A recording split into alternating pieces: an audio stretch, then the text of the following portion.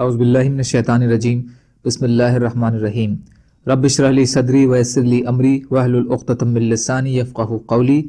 ریاض الصالحین دوسرا حصہ، احادیث نبی صلی اللہ علیہ وسلم۔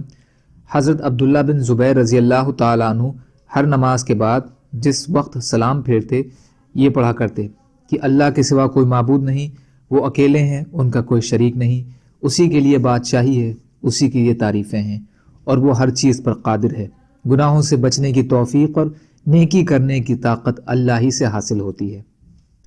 اللہ کے سوا کوئی معبود نہیں، ہم صرف اسی ایک کی عبادت کرتے ہیں، اسی کے لیے نعمت، اسی کے لیے فضل، اور اسی کے لیے اچھی تعریف اور اسی کے لیے اچھی حمد و ثنا ہے۔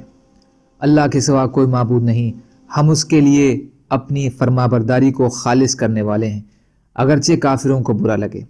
حضرت ابن زبیر رضی اللہ تعالیٰ عنہ نے فرمایا، رسول اللہ صلی اللہ علیہ وسلم ان کلمات کے ذریعے سے ہر نماز کے بعد اللہ کی توحید اور عظمت بیان فرماتے تھے۔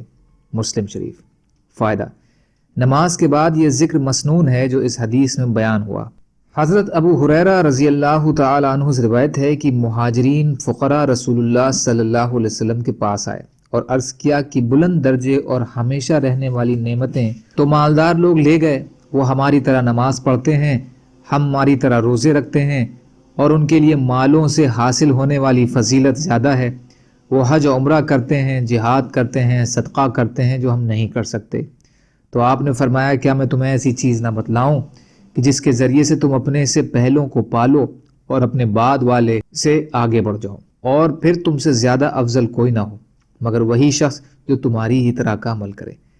انہوں نے کہا، کیوں نہیں یا رسول اللہ صلی اللہ علیہ وسلم، ضرور بتلائیے۔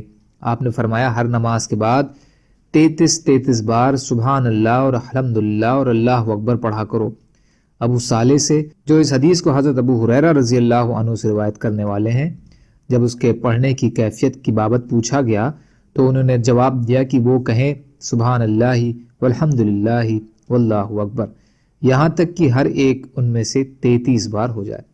بخاری اور مسلم شریف نے اپنی روایت میں یہ زیادہ بیان کیا ہے۔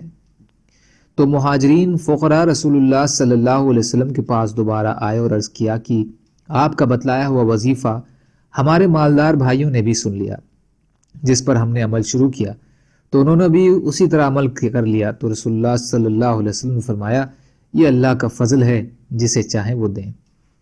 فائدہ: یہ روایت اس سے پہلے گزر چکی ہے۔ اس میں ابو صالح کی وضاحت سے بظاہر یہ مطلب معلوم ہوتا ہے کہ تینوں کلمات کو ملا کر پڑھا جائے، لیکن دوسرے عالموں نے انہیں الگ الگ پڑھنے کو زیادہ پسند کیا ہے۔ اصل مقصد دونوں طرح حاصل ہو جاتا ہے۔ اسی طرح ان میں سے ہر کلمہ 33 بار پڑھا جائے یا کل تعداد 33 کافی ہے۔ حدیث کے الفاظ کسی ایک مطلب کے لیے واضح نہیں ہیں، لیکن دوسری روایات کی روح سے جو آگے آ رہی ہیں، ہر ایک کو 33 بار پڑھا جائے اور اس طرح کل مقدار 99 بار ہو جائے گی۔ اس حدیث سے اس کی اور وضاحت ہوتی ہے۔ اللہ تعالیٰ کہنے سننے سے زیادہ عمل کی توفیق عطا فرمائے، اور مظلوم کشمیریوں، فلسطینیوں اور دیگر ممالک میں جہاں بھی مسلمان بھائی بہن پریشان حال ہیں، یا اللہ آپ ان کی مدد فرمائیے اور ہم کو بھی اپنی استعداد کے بقدر اپنا حق ادا کرنے والا بنائیے، آمین۔ سبحان اللہ و بحمدہ، سبحانک اللہم بحمدک، اشہد ان لا الہ الا انت، استغفرک و اتوب الیک۔ سبحان ربک رب العزت عما یصفون، وسلام علی المرسلین، والحمد للہ رب العالمین، برحمتک یا ارحم الراحمین۔ لا الہ الا اللہ محمد رسول اللہ۔